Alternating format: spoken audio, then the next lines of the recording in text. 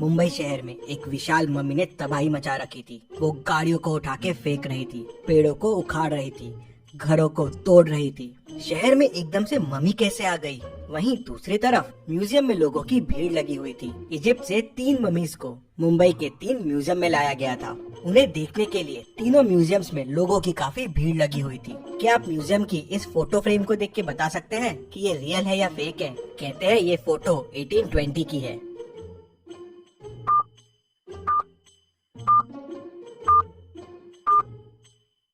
ये fake photo है। 1820 की फोटो में प्लेन कहाँ से आएगा? उस वक्त प्लेन का इन्वेंशन ही नहीं हुआ था। तभी अचानक म्यूजियम में मम्मी घुस आती है। वो पूरे म्यूजियम में गैस छोड़ती है। गैस की वजह से सारे लोगों का दम घुटने लगता है और सारे बेहोश हो जाते हैं। मम्मी वहाँ अंदर आती है और ताबूत लेके चले जाती है।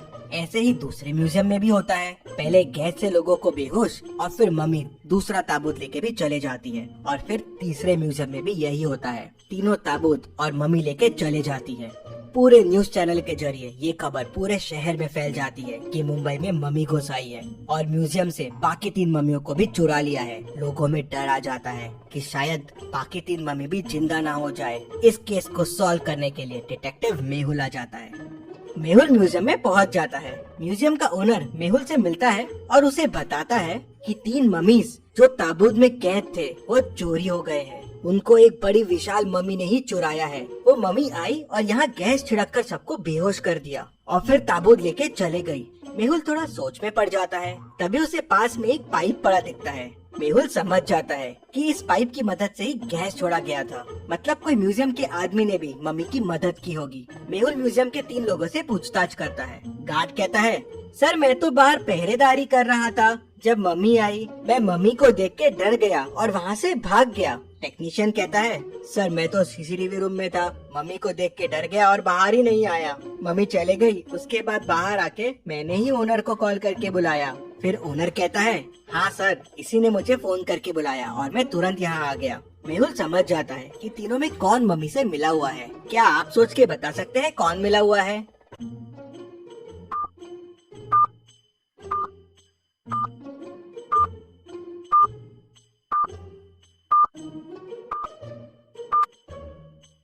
मेहुल तुरंत टेक्नीशियन को पकड़ लेता है। जब सारे लोग बेहोश हो गए थे तो ये कैसे बच गया? और इसके चेहरे पे देखिए मास्क के निशान भी है और जेब में मास्क भी रखा हुआ है। टेक्नीशियन कहता है कि सर मुझे कुछ नहीं पता है। मुझे बोला गया था कि पूरे म्यूजियम में गैस फैला देना, फिर मम्मी आके ताबूत लेके चले जाएगी।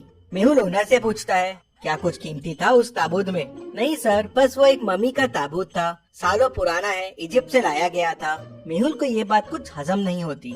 कोई ताबूत के लिए शहर में और म्यूजियम में इतना हल्ला नहीं मचाएगा। मेहुल तीनों ताबूत के फोटोज मंगवाता है और उन्हें ध्यान से देखता है। तीनों ताबूत को देख मेहुल तुरंत समझ जाता है कि ताबूत की चोरी क्यों हुई है। क्या आप तीनों ताबूत को देख के बता सकते हैं? सोचिए और जल्दी से आपका आंसर मुझे कमेंट करके बताइए।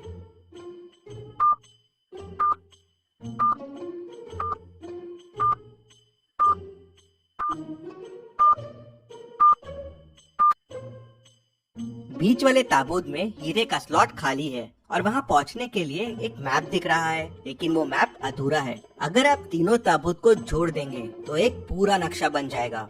शायद वो नक्शा हीरा तक लेके जाएगा, इसलिए उन ताबूतों की चोरी हुई होगी। लेकिन ये नक्शा कहाँ का है ये समझ नहीं आ रहा था। शायद ताबूत के अंदर कुछ सुराग हो, इसलिए चोरी की गई है और उस नकली मम्मी को इसके बारे में पता होगा।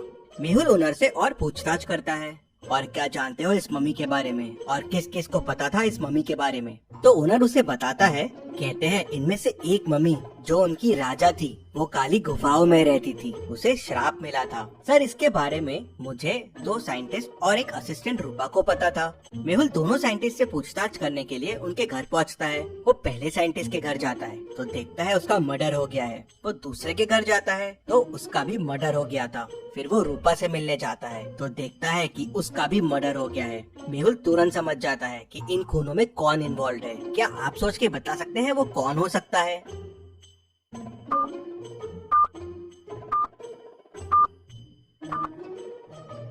सोचिए और मुझे आपका आंसर कमेंट करके बताइए।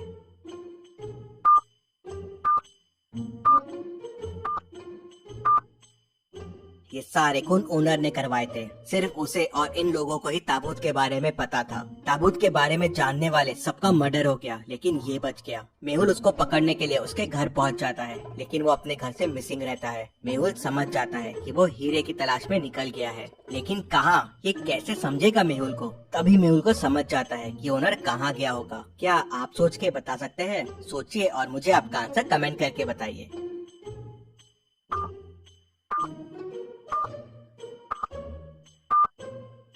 ओनर ने मेहुल को काली गुफाओं के बारे में बताया था। राजा वहीं कैद था, तो शायद हीरा भी वहीं होगा और नक्शा इन गुफाओं का होगा। मेहुल तुरंत अपनी कार के पास भागता है, लेकिन मेहुल की कार लॉक्ड रहती है। क्या आप बता सकते हैं लॉक कैसे खुलेगा?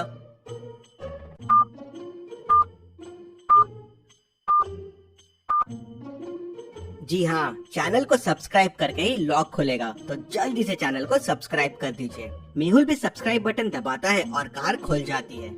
मेहुल कार लेके काली गुफाओं की तरफ निकल पड़ता है। काली गुफाओं के बाहर पहुंचते ही मेहुल को ओनर की कार दिख जाती है। मेहुल समझ जाता है कि ओनर यही है। मेहुल भी गुफाओं में आगे बढ़ने लगता है, लेकिन उसे आगे का रास्ता समझ नहीं आ रहा था। तभी उसे 3 रास्ते मिलते हैं। कौन सा रास्ता लेना चाहिए मेहुल को? क्या आप सोच के बता सकते हैं?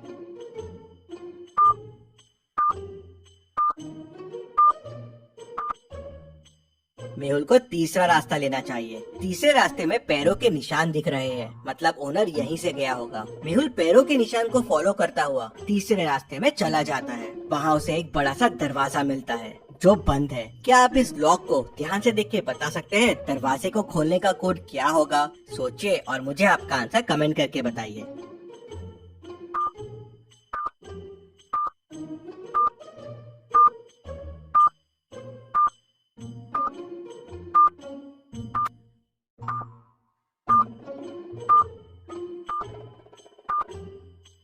और इसका कोड होगा 5। मेहुल कोड 5 प्रेस करता है और डोर खुल जाता है। 2,3 8 है, तो 2 3 6 प्लस 2 8 हो जाएगा।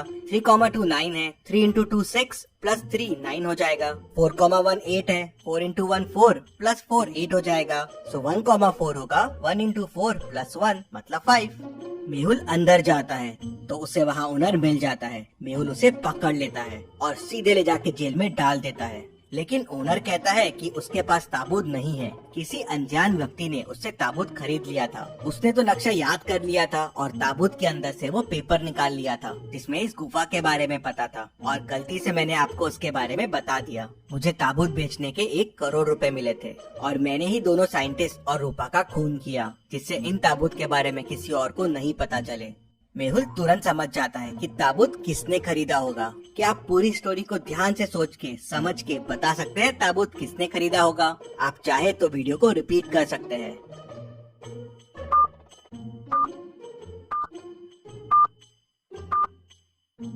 ताबूत पहले वाले साइंटिस्ट ने खरीदा था। जब मेहुल उसके घर गया था तो साइंटिस्ट के हाथ में मम्मी के कपड़े थे और उसके वॉल पे मम्मी और ताबूत के साथ एक सेल्फी भी थी, और वो सेल्फी उसके घर की लग रही थी। मेहुल उसके घर जाता है तो उसे ताबूत मिल जाता है। रिसर्च के लिए साइंटिस्ट ने ताबूत खरीद लिए थे। मेहुल उन्हें वापस म्यूजियम में लगा देता है। ये सॉल्ट डिटेक्टिव मेहुल रॉक्स। इसी बात पे जल्दी से वीडियो को लाइक कर दीजिए। चलिए अगली पहेली देखते हैं। रामपुर गाँव में एक मेला लगा था जहाँ आए दिन लोगों के जेब से चीजें गायब हो रही थी।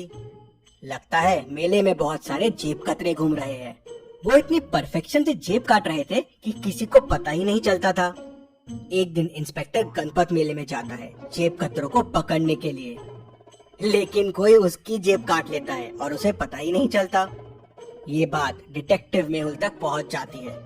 तो अगले दिन मेहुल जाता है मेले में जेब कतरों को पकड़ने के लिए। लॉजिकल आर्मी पॉज कीजिए और सोचिए क्या तरीका अपना सकता है मेहुल जेब कतरों को पकड़ने के लिए। सोचिए और मुझे आपका आंसर कमेंट करके बताइए।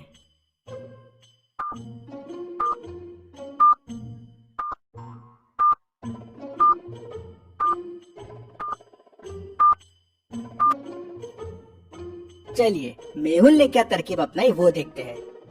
मेहुल ने पैसों को एक रस्सी से बांध दिया और रस्सी अपने जेब के अंदर बांध दी और थोड़े पैसे जेब से बाहर निकाल दिए, जिससे जेब कतरों को लालच आ जाए। और जब जेब कतरे ने पैसे निकालने की कोशिश की और भागने लगा, रस्सी खींची और मेहुल समझ गया उसने तुरंत उनको पकड़ लिया।